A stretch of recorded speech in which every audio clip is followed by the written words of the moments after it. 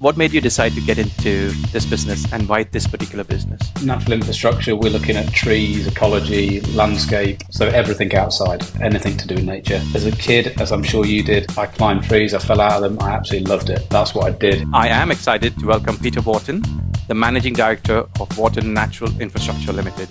The top 3 things you did that made you successful in business and how others can follow you in your footsteps. Yeah, so it's a really interesting question. And there's sometimes more feelings than anything else, as well as kind of what we do. But I think the biggest thing from business-wise is resilience. That's really looking at kind of not giving up, accepting that you'll have some things that don't go quite so well and those things that do go so well, and then concentrating sometimes on how you can make those improvements and also playing to your strengths.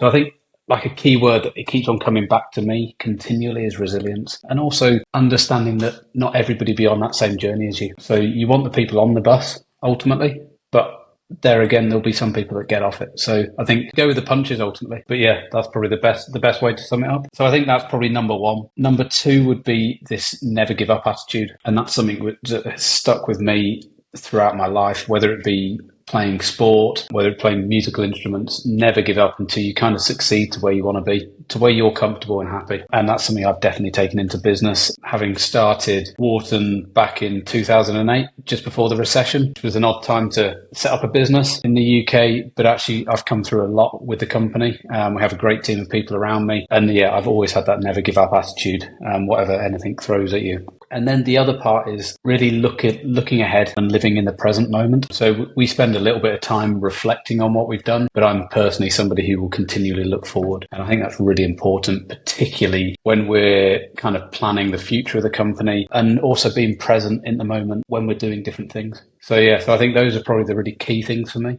So talk to me about resilience. When did you realize you needed to develop resilience? Resilience probably started for me from a very young age, realizing diagnosed with dyslexia. So having to work through a whole school life with kind of neurodiverse issues. And also then, like in comparison to what I am now, I was a fairly big chap, put it that way. And the continual hounding of other people on me, it just really builds up that complete resilience. And you kind of put a barrier up sometimes, and that helps you. But I think that there's 2 ways of looking at sort of resilience in those areas, but there's also resilience when things don't go so well, and actually making sure let's realign and let's go again, and it goes back. They kind of go hand in hand with that never give up attitude. You also mentioned reflect and look forward. How much do you live in the present at point in time, and how much do you focus on? At the moment, I live a lot in the present. I think it's important to review the past, but I certainly don't sit there mulling over it too much. Things will happen. You can't really do anything about what's happened.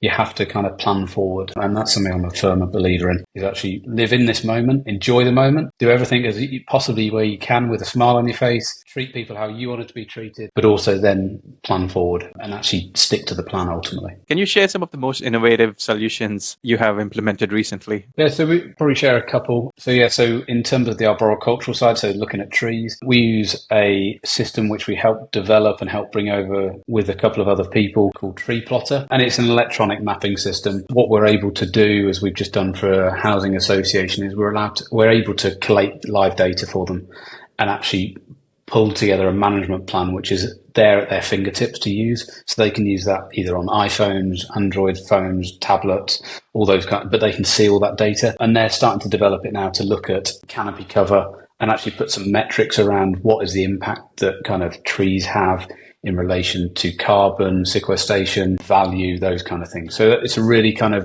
good piece of software. And yeah, we love using it. So that's one way of doing things. The other way is probably 3 or 4 years ago now, we decided to invest quite heavily into infrared cameras for bat detection. So bats coming out of buildings, that's what we spend a lot of time in the summer months doing. Very difficult to see because these things are kind of a few centimeters big. They're flying at speed when they come out of a building. So actually using infrared technology, we can kind of see bats flying away from buildings, so we can provide really accurate measures. And we've also now been able to develop that further to put that into our reports. So actually, rather than saying on a hand-drawn plan, this is where something's come from and emerged from, we can kind of give them that footage and say, this is the specific. So there's no doubt. So it's giving clarity to people. It's really important. How do you see the industry or the key trends in the industry shaping up now? And business owners like yourself, what should they be aware of? In terms of our industry specifically, I think, and hopefully other people would agree, we've never been more aware of nature and what what we've got right out there in front of us.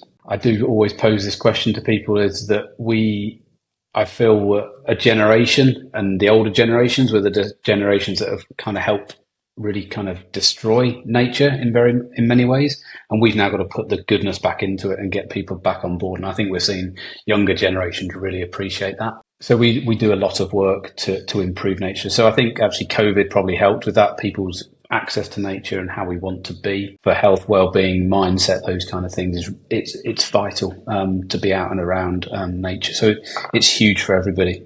And then just in terms of trends, I think people are starting to put value on it. So we're actually seeing financial value put on these things, which is really important because most people speak the language of money. And what would business be today if you never had a business coach? If I never had a business coach, we wouldn't have accelerated so quickly. We wouldn't have made some of the decisions we made around some of the team as quickly. Probably wouldn't have had the absolute clarity of the vision and plan, and just that kind of, I think the 90-day plans are really important for me, because they give me kind of some quick wins as well as the longer term. So yeah, and what Anu's also done for me, and although I said at the start I don't really reflect very much, she's also given me the ability to sit there and say, well, what have you succeeded in? And where have the successes come from?